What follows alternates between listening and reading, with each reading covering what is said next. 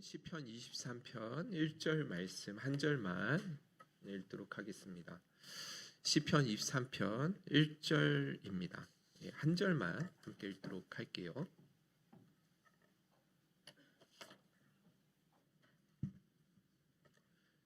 다 찾으셨으면 한 목소리로 같이 읽어보도록 하겠습니다. 시작. 여호와는 나의 목자시니 내가 부족함이 없으리로다. 아멘. 우리 옆 사람, 앞집 사람에게 이렇게 인사 좀 나눴으면 좋겠습니다. 보고 봐도 또 매력적인 얼굴입니다. 네, 매력적인 얼굴입니다. 네, 그렇죠. 우리 중고등 친구들 서로 인사를 마음이 열리라고 이렇게 또 제가 첫 인사를 나누는데 우리 중고등 친구들 이렇게 또 함께 예배 드릴 수 있어서 너무 감사합니다. 우리 중고등 수련회가 이제 마치게 됐잖아요. 그래서 저희 이번 주 월요일부터 수요일까지 수련회가 있었는데 가장 많은 은혜를 받았던 수련회였다라는 친구들이 많이 있었습니다. 정말 감사한 은혜입니다.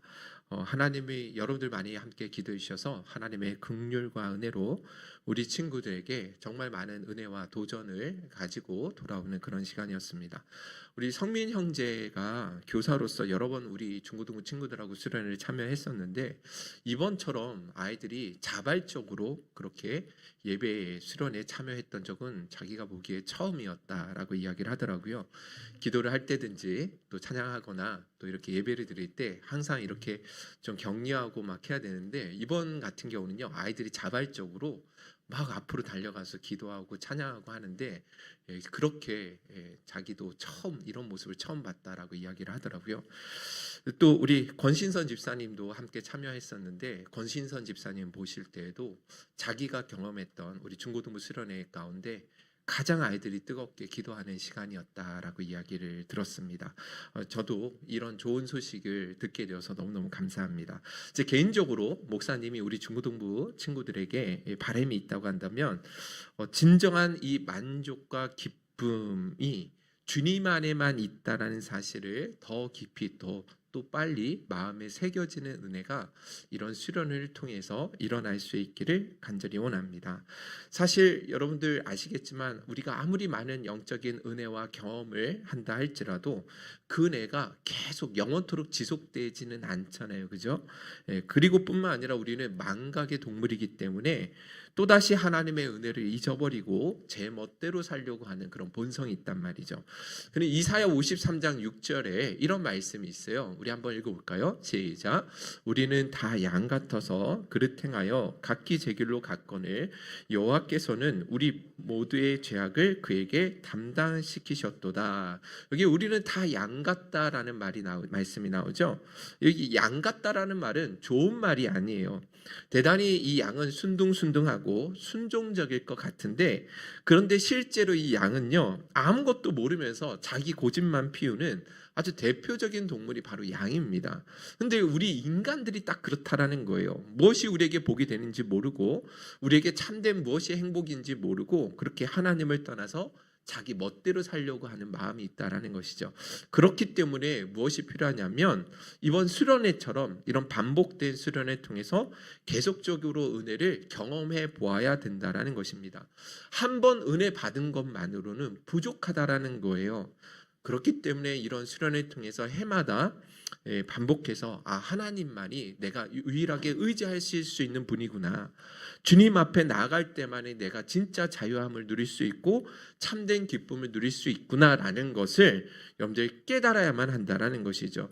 저는 우리 중고등부 친구들이 빨리 이것을 터득하고 발견하는 은혜가 있기를 주님의 이름으로 축원드립니다.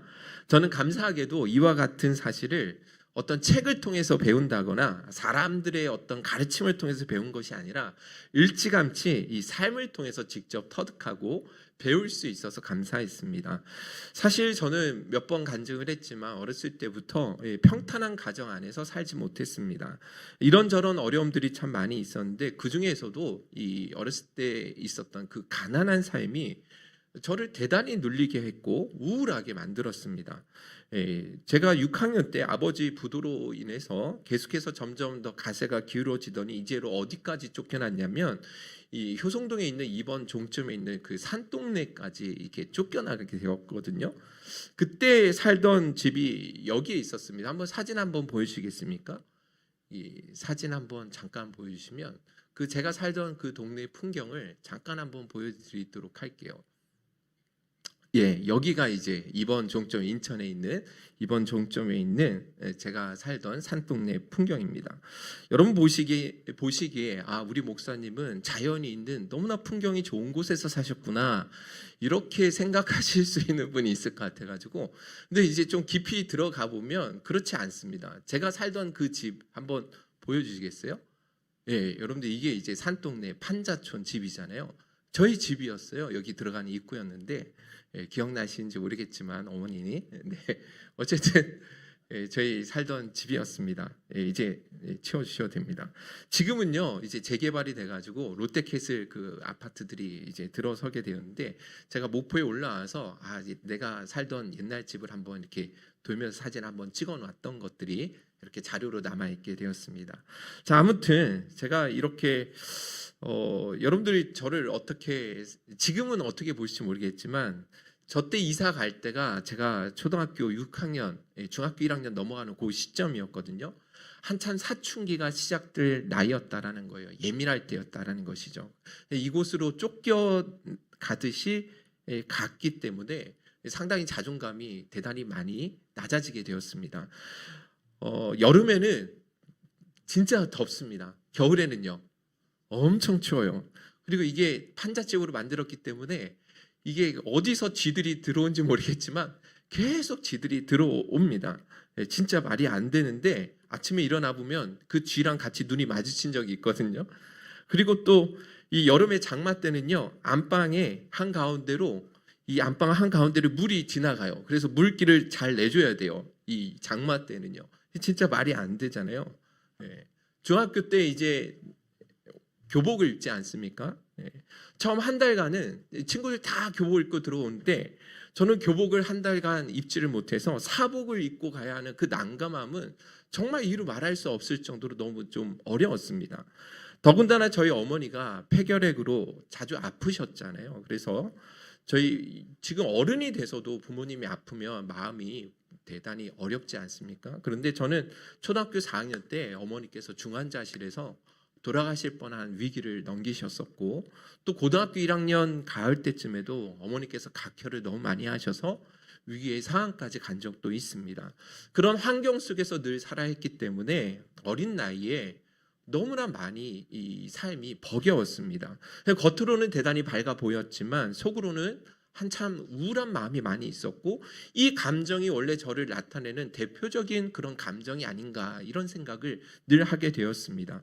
그런데 그럴 때마다 저는 정말 어쩔 수 없이 어디로 갔냐면 저희 집 바로 앞에 있는 주성교회로 가게 되었습니다. 교회 예배당 가서 기도를 하지 않고서는 달리 대안이 없었습니다. 제가 남보다 영적으로 뛰어나거나 탁월하기 때문이 아니라 남다른 신앙심이 있었기 때문에 기도하러 간 게 아니었습니다. 단지 너무 힘드니까 안 그러면 기도라도 하지 않으면 죽을 것 같아서 그래서 교회로 먼저 가게 되었습니다. 학교 마치면. 그래서 거기에서 교회에서 기타를 치면서 찬양을 하다가 또 기도 중에 내가 처해진 상황들 때문에 울고 또 어머니 때문에 울고 그러다가 잠들어서 새벽에 깨어서 집에 들어갈 때도 많이 있었습니다. 자, 그런데 놀라운 사실은요. 제가 그렇게 기도하고 집에 딱 들어갈 때는요. 이상하게 마음이 평안한 것입니다. 기도하기 전만 해도 너무 마음이 힘들고 너무 괴로워서 그래서 교회로 들어갔는데 그런데 기도만 하고 나면 평안함이 생기고 담대함이 생기는 거예요. 상황은 사실 하나도 달라진 게 없잖아요. 그렇죠? 여전히 그대로입니다. 어머니는 아프신 것은 그대로고 경제적으로 그렇게 나아지는 상황이 있는 것도 아니고, 그런데 하나님 앞에 그렇게 울면서 기도하고 하나님 앞에 엎드리고 나면 마음이 평안해지는 거예요. 이것을 얼마나 많이 반복을 했냐면 수십 번, 수백 번을 반복해서 경험을 했습니다. 그래서 진짜 그 경험 속에서 하나님이 나를 얼마나 많이 사랑하시는지, 하나님 앞에 내가 얼마나 존귀한 사람인지를 깨닫게 되어지니까 세상이 전혀 두렵지 않게 되었다라는 것이죠.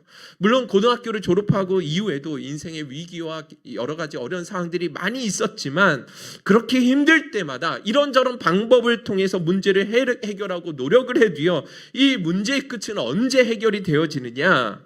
기도를 통해서, 말씀을 통해서 하나님 앞에 나아갈 때, 하나님의 임재 가운데 충만하게 들어갈 때 결국 또다시 일어설 수 있는 힘을 하나님이 불어넣어 주시더라는 것입니다. 그래서 저는 그런 상황들을 통해서 배웠다라는 거예요. 주님 안에 있으면 이렇게 평안할 수 있구나. 주님 안에 있으면 이렇게 삶이 의미가 있을 수 있고 감사가 있을 수 있구나라는 것을요, 책을 통해서 배운 게 아니라, 누군가의 가르침을 통해서 배운 것이 아니라, 인생의 여러 많은 고난과 어려움 가운데 그것을 더 깊이 풍성하게 배울 수 있게 되었습니다. 저는 이와 같은 은혜가 우리 중고등부 친구들에게 있었으면 좋겠고, 우리 모든 성도님들에게도 있기를 주님의 이름으로 축원드립니다. 할렐루야. 여러분들, 우리 행복성교회 모든 성도님들도 아마 저와 같은 고백을 할 거라고 생각되는데, 성경에는 이와 같은 삶의 비결을 이야기했던 분들이 참 많이 나오죠. 우리 지난주에 나눴던 말씀인데 빌립보서 4장 11절 12절 읽어보겠습니다. 시작.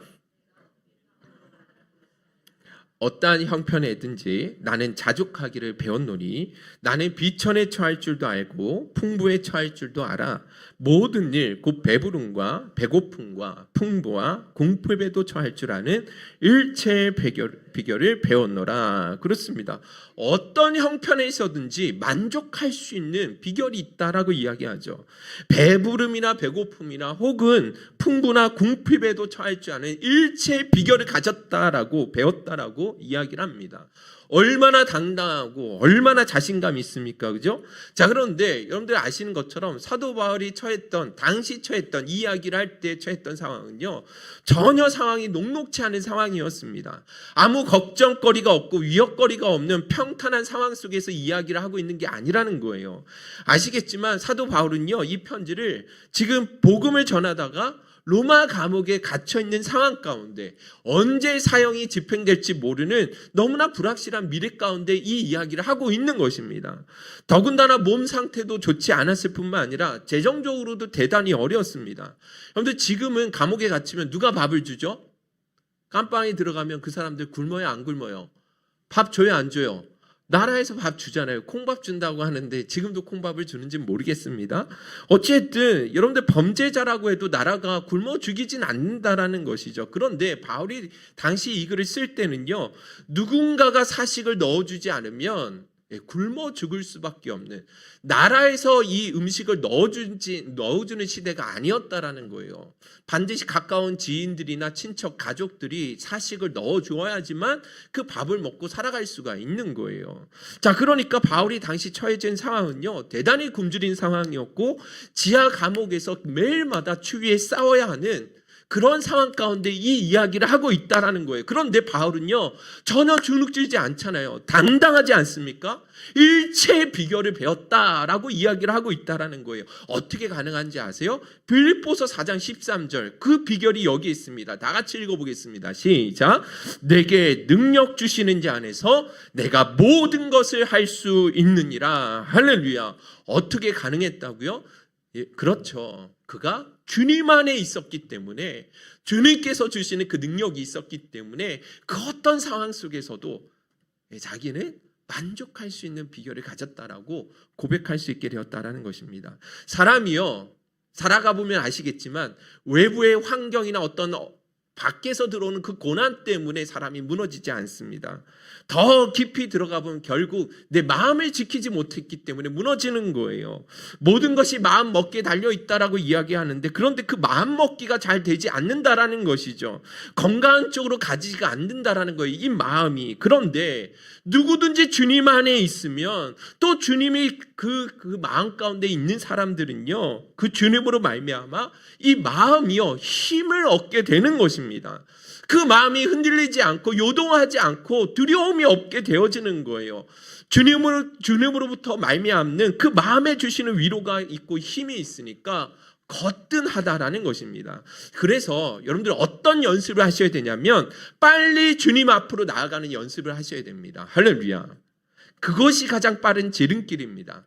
사람 찾아 방법 찾아 헤맬 필요가 없는 거예요. 어떤 어려움이 생기면, 어떤 문제가 생기면 제일 먼저 주님 앞으로 달려가셔야 된다라는 거예요.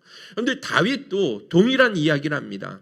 제가 성경을 이제 참 읽으면서 유일하게 영어로 암송하고 있는 성경 구절이 딱 두 구절이더라고요. 제가 설교를 준비하는데 제가 자주 영어로 가끔씩 인용하는데 딱 두 구절밖에 안 돼요. 그게 뭐냐? 빌립보서 4장 13절. 예, 내게 능력 주시는 자 안에서 내가 모든 것을 할 수 있느니라, 이 말씀을요 영어로 외웠어요. I can do everything through him who gives me strength. 이 한 구절은요 제가 너무 좋아해서 영어로 외웠거든요. 그리고 또 한 구절이 어디냐? 시편 23편 1절 말씀. 여호와는 나의 목자시니 내가 부족함이 없으리로다. The Lord is my shepherd, I shall not be in want. 예. 요 딱 두 구절을 제가 유일하게 영어로 외우고 있더라고요. 자, 그런데 놀라운 사실은요, 이 두 구절이 같은 이야기를 하고 있는 거예요. 사도 바울은 뭐라고 하죠? 내게 능력 주시는 자 안에서 나는 모든 것을 할 수 있다라고 이야기를 하는데, 사도 바울도 다윗도 똑같은 거예요. 여호와가 나의 목자시면 나는 부족함이 없다. 여기에 부족함이 없다라는 걸 영어로 보니까 I shall not be in want. 원래 shall not be in want이라는 뜻이 부족함이 없다라는 뜻이지만, 그러나 이제 그대로 이 영어 그대로 해석을 해보면 더 이상 원하는 게 없다라는 거잖아요. 세상에서 가장 부유한 사람이 누구이겠습니까? 가장 행복한 사람이 누구이겠어요? 더 이상 원하는 것이 없는 사람, 그 사람이 가장 부유롭고 가장 풍요롭고 가장 행복한 사람 아니겠냐라는 것이죠. 자, 그런데 여러분들 다윗이 이 고백을 이야기할 때 그 다윗의 인생에도 진짜 아무 어려움이 없고 아무 문제가 없는 형통한 가운데서 이야기를 하고 있는지 아십니까? 아니라는 거죠. 그런데 다윗의 인생을 보면요, 그처럼 불행한 인생을 살아간 사람이 없을 정도로, 제가 다윗 성경 안에 고난이 있는 사람들 있잖아요. 그 고난 가운데 있는 사람들 가운데 가장 많은 고난을 겪었던 사람이 누군지 아세요? 저는 다윗이라고 생각을 합니다. 어린 시절부터 가족으로부터 소외된 삶을 살았습니다. 아버지도 그를 귀하게 여기지 않았고요. 다른 형제들에게 형제 취급받지도 못했습니다. 결혼하여 함께 살았던 미갈이 있는데 얼마나 존중하지 않죠. 자신의 장인이었던 사울 왕은요, 다윗을 시기해서 평생 시기해서 죽이려고 혈안이 되어 있습니다. 그리고 우연히 마음을 준 여인이 있는데 그 여인하고는 불륜의 관계였어요. 그래서 그 죄로 인해서 얼마나 많은 고통을 당해야 되는지 모릅니다. 특히 자기 아들 압살롬이 반역을 하지 않습니까? 결국 그 아들이요, 자신의 부하 손에 살해를 당하게 되어지는, 자녀들끼리도 서로 죽이는 그런 비참한 삶을 살아야 했던 사람이 다윗이었다라는 것입니다. 그런데요, 다윗이요, 그런 다윗이 뭐라고 고백하고 있는 거예요? 여호와는 나의 목자시니 내가 부족함이 없다라고 고백을 하죠. 어떻게 그럴 수 있는가? 그것은요, 여호와가 나의 목자이신 것을 알고 있었기 때문에 그렇다라는 것입니다. 여러분들, 실제로 다윗은 어렸을 때 양치는 목동이었거든요. 양치는 목동. 그래서 자신이 양을 칠 때나 사자나 곰이 와서 새끼를 움켜쥐고 달아가면 다윗이 끝까지 추격합니다. 그리고 목숨 걸고 싸워서 결국 그 양을, 어린 양을 건져내었다라는 거예요. 그래서 때문에 이 양들이 푸른 초장에 있든지 간에 아니면 사망의 음침한 골짜기를 가고 있든지 간에 목자와 이 양이 함께만 있을 수 있다고 한다면 언제나 안전이 보장되어 있다라는 것을 누구보다도 다윗은 경험을 통해서 알고 있었다라는 것이죠. 마찬가지입니다. 다윗은요, 그래서 뭐라고 고백합니까?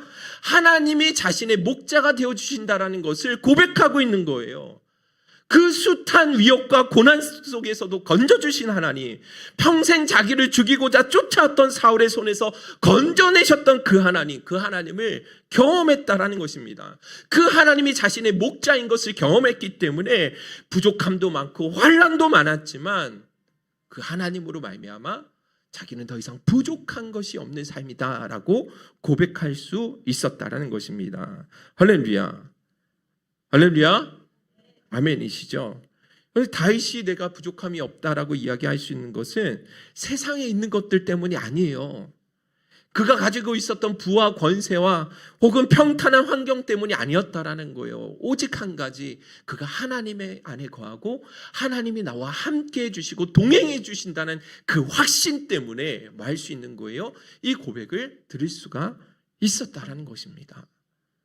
여러분들, 성경의 수많은 믿음의 선진들이 그러했다고 한다면 여러분들, 오늘 우리들도 뭐 해야 되겠습니까? 하나님 안에 거해야죠. 예수 안에 거해야죠. 예수님 떠나 살면 안 되는 거예요. 반드시 예수님 안으로 더 깊이 더 빨리 들어가야 한다라는 것이죠. 그런데 우리 행복생 교회 구호가 뭐냐면 행복을 누리고 행복을 나누는 사람들입니다. 근데 이 행복은 어디 안에서만 누릴 수 있느냐? 하나님 안에서만 누릴 수 있는 거죠. 예수 안에서만 누릴 수 있는 거예요. 그래서 행복의 답은 언제나 뭐예요? 오직 예수 그리스도. 행복의 답은 예수 그리스도라고 우리는 고백할 수 있어야 되는 것이죠.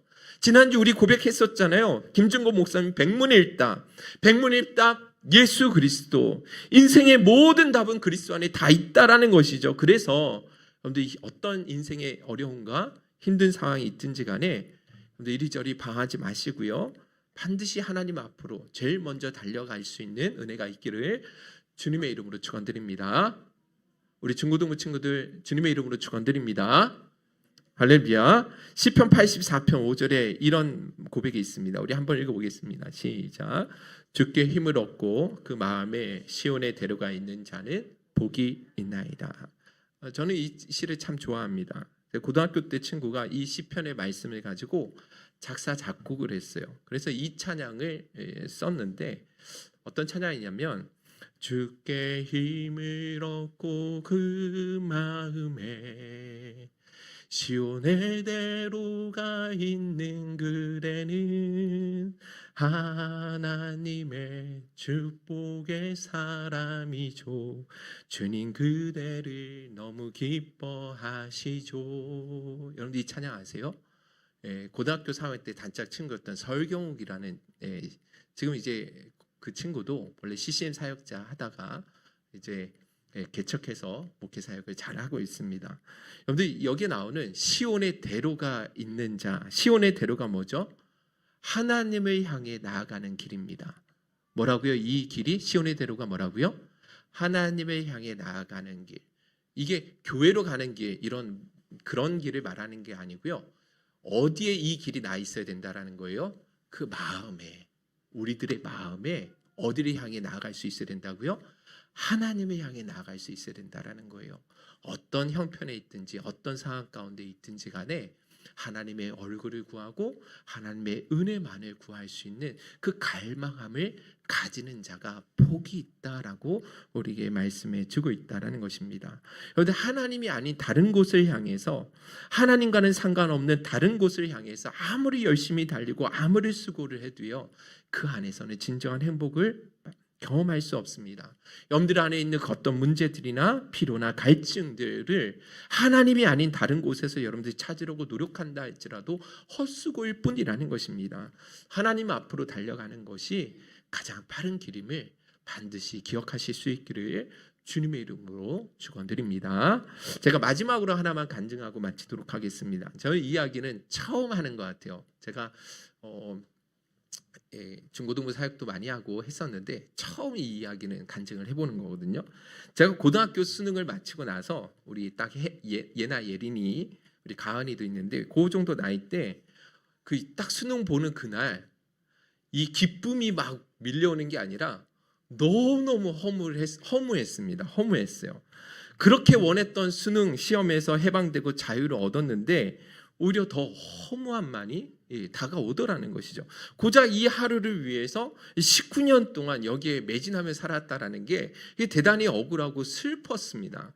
이게 뭔데 이렇게 사람을 힘들게 하고 이렇게 목숨 걸게 만드나 이런 생각이 드니까 막 화가 나기도 하고 대단히 허무했습니다. 특히 제가 시험 보던 그날 이 플라타너스 이 낙엽이 막 떨어지고 있었거든요. 딱 끝나고 나오는데 더 공허하고 쓸쓸한 거예요. 그래서 우울하게 느껴졌던 것 같아요. 그래서 수능 끝나고 어떻게 했냐면 이 여행을 떠났습니다. 뭐 하려고? 이 마음의 공허함을 채우기 위해서. 그래서 인생의 의미가 무엇인지 그리고 나라는 존재에 대해서 세상에 대해서 좀 더 알고 싶어서 그래서 여행을 계획했습니다.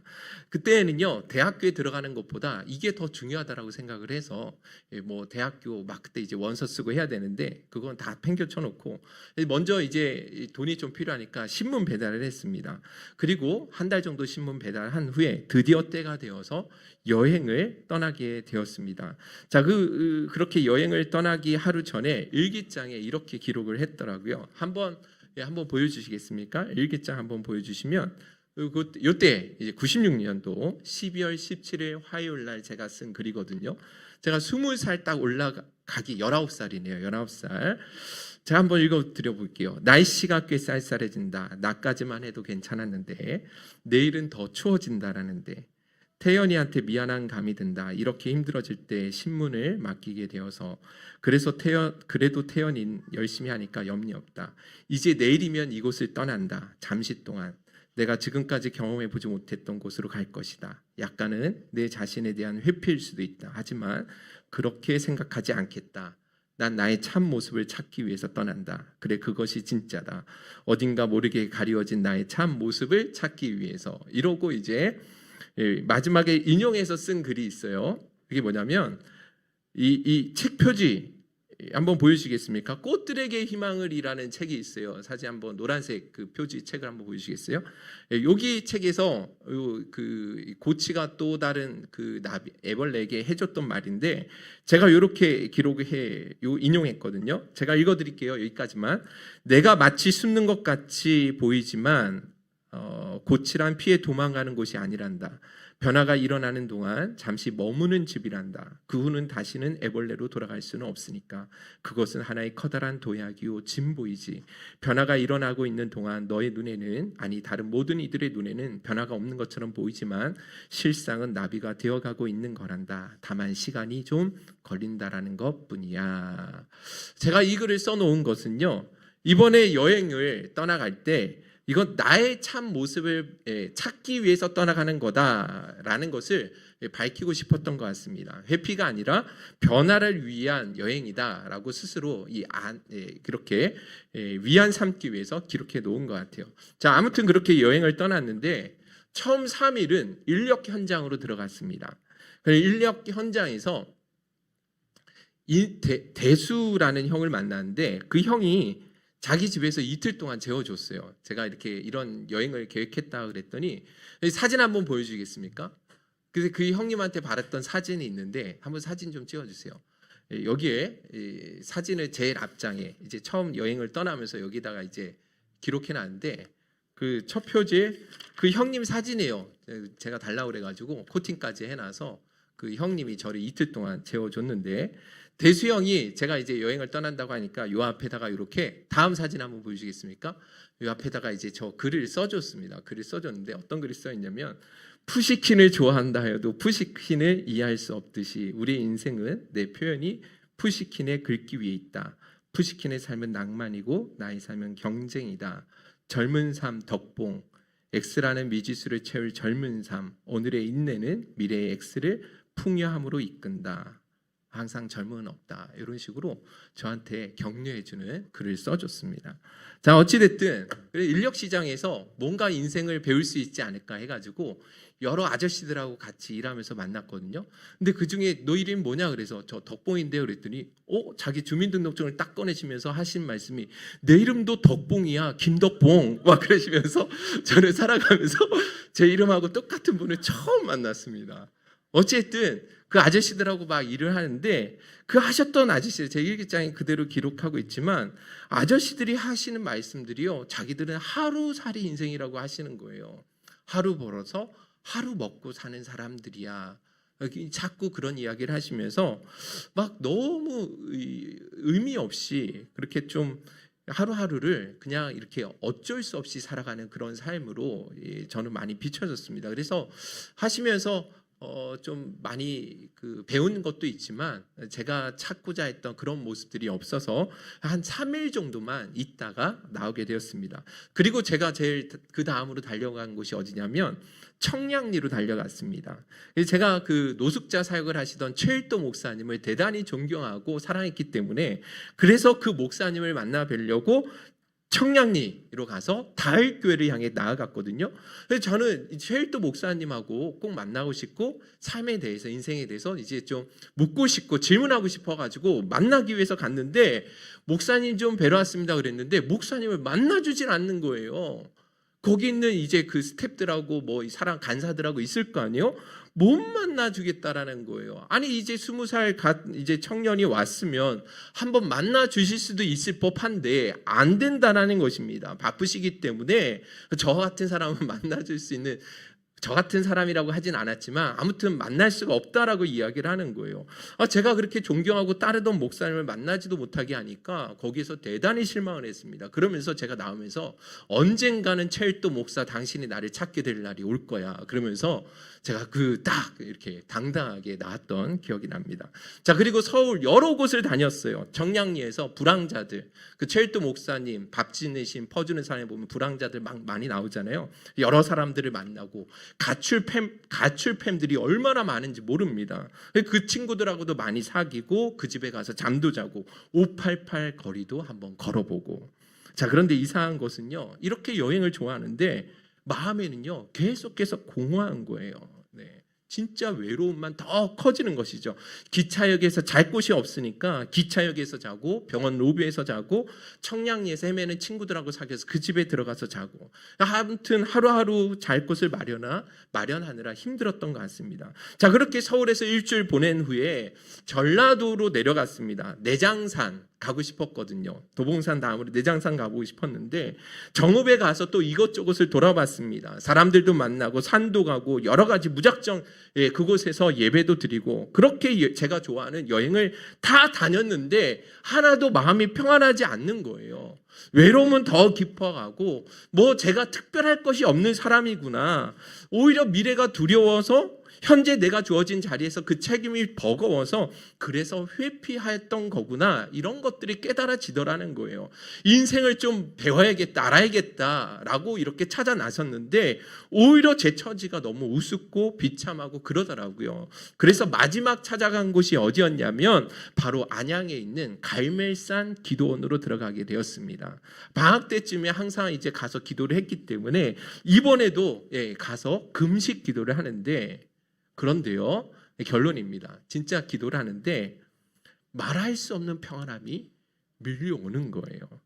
그렇게 찾기를 원했던, 제가 수능 이후에 너무너무 공했다고 하지 않았습니까?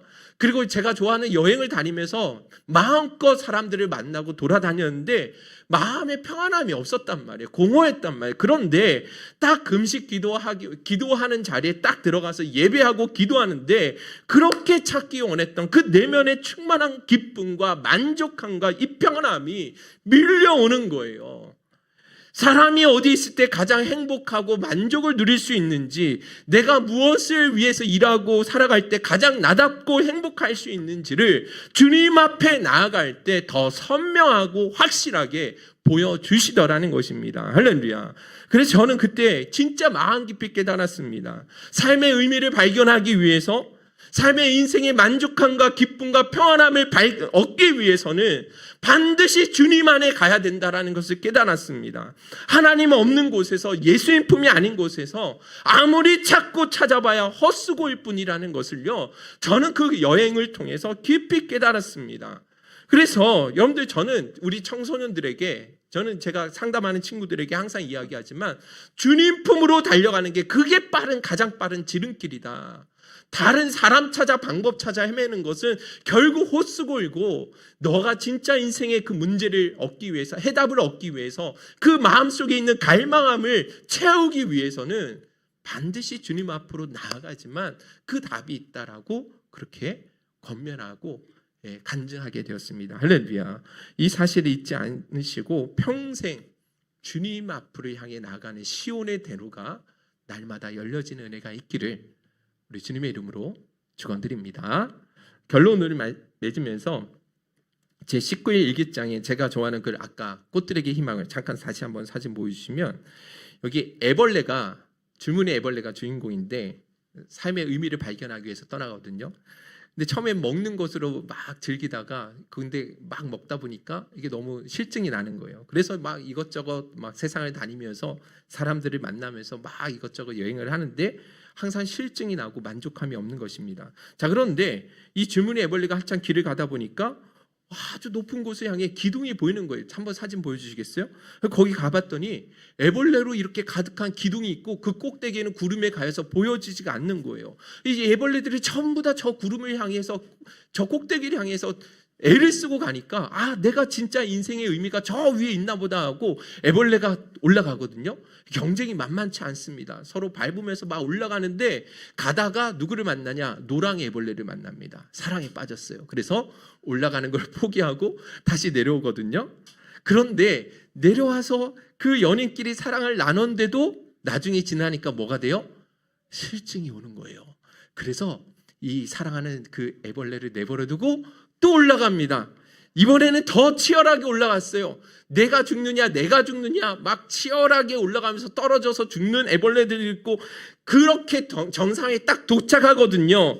도착했을 때 어떤 소리가 들렸느냐, 그 내용이 이렇습니다. 한번 보여주시겠어요? 다음 사진인데, 자, 이렇게 제가 읽어드릴게요. 꼭대기에서 조그맣게 속삭이는 소리가 들렸습니다. 이곳에는 아무것도 없잖아. 그러자 또 다른 목소리가 대꾸했습니다. 조용히 해, 이 바보야. 밑에 있는 놈들이 다 듣겠어. 우린 지금 저들이 올라오고 싶어하는 곳에 와 있단 말이야. 여기가 바로 거기야. 호랑이 애벌레는 몸이 오싹해지는 것을 느꼈습니다. 그렇게 높은 곳에 있는데도 이곳은 전혀 고귀한 자리가 아니었습니다. 밑바닥에서 볼 때만 대단해 보였던 것입니다. 사람들이 그렇게 갈망했던 저기에 꼭대기에 오르면, 이것을 성취하면 내 인생에 진짜 만족이 있을 것 같았는데, 근데 거기에 올라가보니까 답이 없더라는 거예요. 결국 이 책에서 말하고자 하는 것은 이 애벌레는 나비가 되어야 된다는 거예요. 존재적인 변화. 애벌레의 존재 목적은 나비가 되어서 꽃과 꽃을 오가면서 그들에게 꽃가루를 전달해주고, 그래서 그 꽃들로 하여금 새로운 열매를 맺게 하고 씨앗을 맺도록 해주는 것, 그것이 이 애벌레의 진정한 의미다라는 것을, 존재의 목적이다라는 것을 보여주는 거거든요. 저는 이 책에서 나오는 그 진리를요, 이번 여행을 통해서 배웠습니다. 내가 언제 가장 행복할 수 있고 언제 가장 만족할 수 있는가 봤더니, 그리스도 안에서 새로운 피조물이 될 수 있을 때, 하나님의 자녀로서 다시금 태어날 수 있을 때, 그래서 이 생명을 알고 또 이 생명을 알지 못하는 사람들에게 찾아가서 이 생명을 전해주는 삶을 살 수 있을 때 가장 인생에 가치가 있고 행복할 수 있는 거구나라는 것을 이 여행을 통해서 배우게 되었습니다. 간절히 원하는 것은 여러분들 인생 가운데에도 그 주님으로 말미암는 참된 인생의 의미와 만족을 발견하고, 그렇게 멋진 하나뿐인 인생을 아름답게 의미 있게 살아가실 수 있기를 주님의 이름으로 축원드립니다. 이 찬양합시다. 충만이라는 찬양이에요. 가사를 생각하시면서 함께 찬양했으면 좋겠습니다. 무명이어도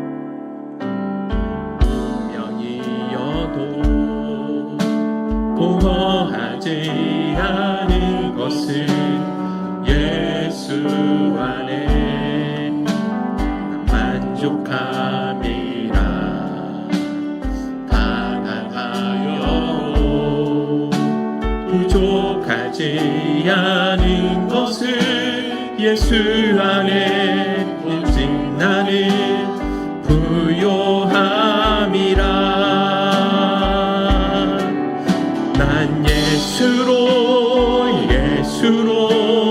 예수로 충만하네. 난 예수로 충만하네. 난 예수로 충만하네. 영원한 왕 내 안에 살아계시네. 고난 중에도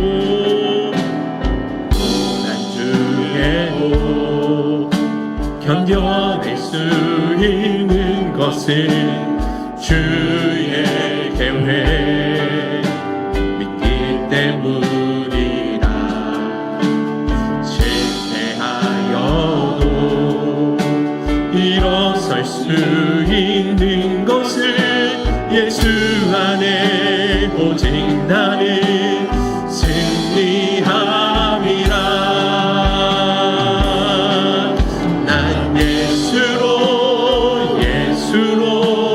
예수로 충만하네. 세상 모든 것들도 부럽지 않네. 난 예수로 충만하네. 영원한 왕 내 안에 살아계. 우리 마지막입니다. 내 몸이 약해도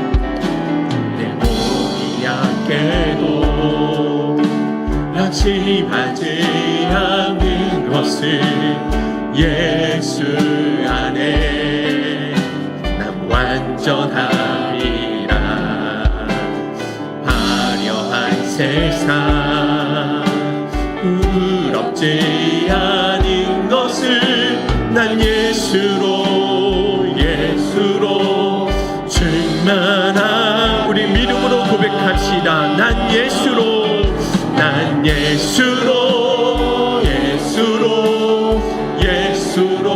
충만하네. 세상 모든 풍파도 두렵지 않네. 난 예수로 충만하네. 영원한 왕 내 안에 살아계. 다시 한번 믿음으로 선포합시다. 난 예수로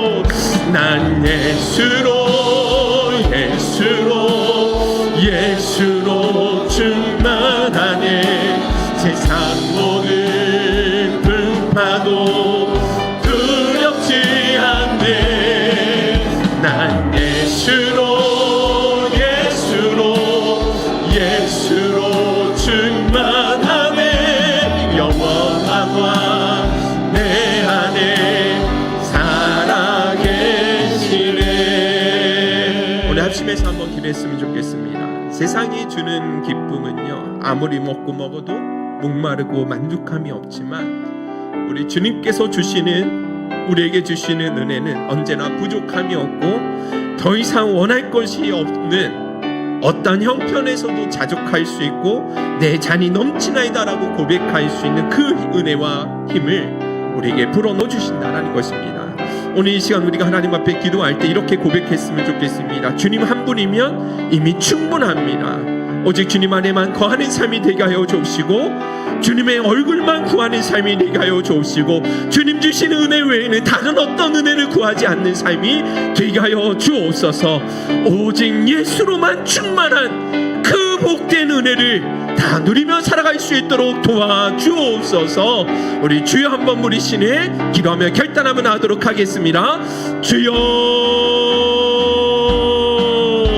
거룩하신 아버지 하나님, 은혜와 사랑을 감사합니다.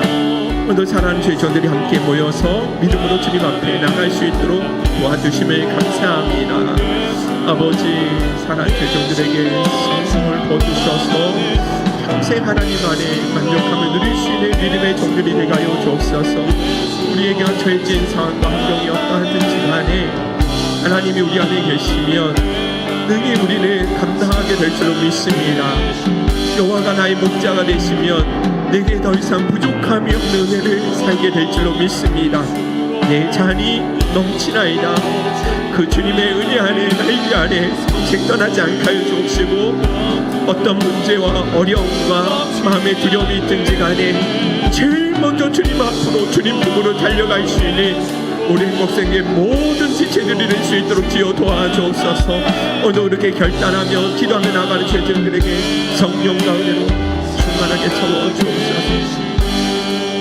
우리 한 가지만 더 위해서 중보했으면 좋겠습니다. 우리 김유서 입사님 3년 만에 다시 암이 전이가 되셨습니다. 이번 주 2월 20일 입원하시고 23일에 제거 수술을 하게 되십니다. 복부에 암이 있지만 폐나 갑상선에도 약간의 이상 소견이 보인다고 하셔서 그래서 먼저 입원하시고 그것을 먼저 검사하시고 이제 수술에 들어가게 되십니다. 오늘 우리가 김유서 집사님 위해서 중보할 때 우리 김유서 집사님 이 상황 속에서도 무너지거나 낙심하지 않게 하여 주시고 그 마음에 오직 하나님의 얼굴만을 구하는 삶이 되게 하여 주옵소서. 그래서 세상이 줄 수 없는 하늘의 평안함으로 충만하게 덧입혀 주옵소서. 또한 이 일을 통해서 우리 행복승계 모든 가족들과 우리 김유선 집사님 가정 안에도 이 고난으로 말미암아 하나님께로 더 가까이 나아가고 하나님의 뜻이 온전히 우리 안에 이루어지는 역사가 일어나게 하여 주옵소서. 우리 주여 한번 부르시네 기도하도록 하겠습니다. 주여